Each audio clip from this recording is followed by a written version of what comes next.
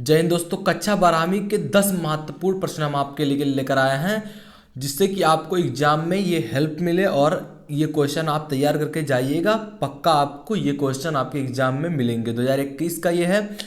तो इसमें जो आपका पहला प्रश्न है कि हिंदी के प्रथम डायरी लेखक कौन से हैं। आपके ऑप्शन है धीरेन्द्र वर्मा, इलाचंद जोशी, शमशेर बहादुर सिंह और नरदेव शास्त्री वेदतीर्थ। तो इसमें से आपको बताना है कौन सा सही रहेगा। अगर आप चाहते हैं कि इसका आंसर वाला वीडियो भी बनाया जाए तो जरूर बनाया जाएगा। तो फिलहाल तो हम क्वेश्चंस केवल कवर कर रहे हैं, तो आज क्वेश्चन ही बताया जाएगा। तो दूसरा प्रश्न इसमें आपका है कि हिंदी साहित्य का इतिहास के लेखक कौन है। हिंदी साहित्य का इतिहास के लेखक कौन है। Hazari Prasad Dwivedi, Ramchandra Shukla, doctor Nagendra, doctor Ramkumar Verma. तो बताना है आपको कौन से इसमें लेखक हैं। हिंदी साहित्य का इतिहास के लेखक कौन है। आपका अगला प्रश्न है तीसरा नंबर का कि हिंदी का प्रथम कवि किसे माना जाता है।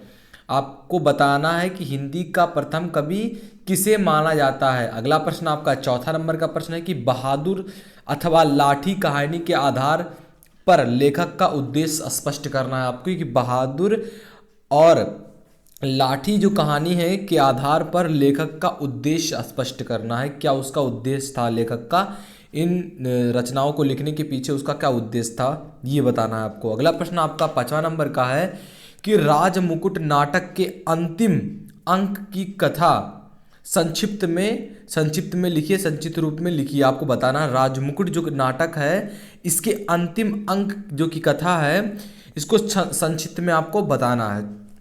अगले प्रश्न की ओर बढ़ते हैं। हमारा अगला प्रश्न 6वां नंबर का है कि निम्नलिखित कवियों में से किसी एक कवि का जीवन परिचय देते हुए उनकी कीर्ति तथा साहित्यिक रचनाओं पर प्रकाश डालना है आपको। या तो सच्चिदानंद हीरानंद वाजपेयी अज्ञे के बारे में लिखिए, या महादेवी वर्मा या मैथिली शरण गुप्त के बारे में आपको लिखना है।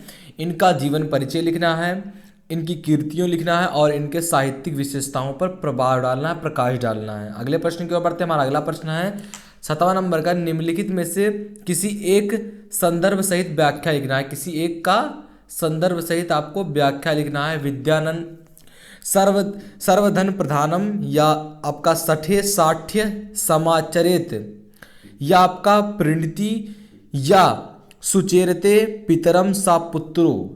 इन पर आपको क्या लिखना है, एक संदर्भ सहित आपको व्याख्या लिखना है। 8वां नंबर का आपका प्रश्न कह रहा है कि सोरठा अथवा कुंडलिया छंद का लक्षण सहित उदाहरण देना है आपको। क्या कि सोरठा और कुंडलिया छंद आपके हैं, इनको इनके लक्षण सहित इसको उदाहरण भी लिखना है आपको। इनके लक्षण मतलब आपको इनके परिभाषा लिखना है। सोरठा में क्या होता है, इसमें कितने छंद चौपाई, इनमें कितने वो होते हैं दो। पहले आप लिखते हैं क्या सोरठा का परिभाषा कि यह एक अर्ध सम्मात्रिक छंद है, इसमें क्या 4 चरण होते हैं। तो ये लक्षण लिखना और एग्जाम्पल एक लिखना है आपको, तब इसमें आपको 2 नंबर मिलेंगे। इसके बाद जो आपका 9वां नंबर का प्रश्न कह रहा है कि हास्य अथवा शांत रस की परिभाषा सोधारण मतलब क्या, उदाहरण सहित आपको दर्शाना है हास्य रस या शांत रस का। और अगला यानी कि आखिरी प्रश्न आपका 10वां नंबर का कह रहा है कि इत्यादि का संधि विच्छेद क्या होगा। इति धनादि होगा, इत्य धनादि होगा, इता धनादि होगा या इति धनादि होगा। आपको बताना है इसमें कि आपका इत्यादि का संधि विच्छेद क्या होगा। तो दोस्तों ये थे हमारे 10 इंपॉर्टेंट प्रश्न। अगर आप चाहते हैं कि इसका आंसर सहित वीडियो बनाया जाए तो इस वीडियो पर 500 लाइक आपको पूरा करना है। इसके बाद अगर जैसे ही ये 500 लाइक पूरा होता है आपको बताया जाएगा इसका आंसर सहित इसका आंसर बताया जाएगा और क्वेश्चन भी कराए जाएंगे। तो ये वीडियो पसंद आया हो तो अपने लाइक कीजिए। अगर अपने दोस्तों में अभी तक शेयर नहीं किया है, अगर आप चाहते हैं कि 500 लाइक इस पर हो तो अपने दोस्तों में शेयर कीजिएगा। तो मिलते हैं आपसे दोस्तों अगली वीडियो में, तब तक के लिए जय हिंद जय भारत।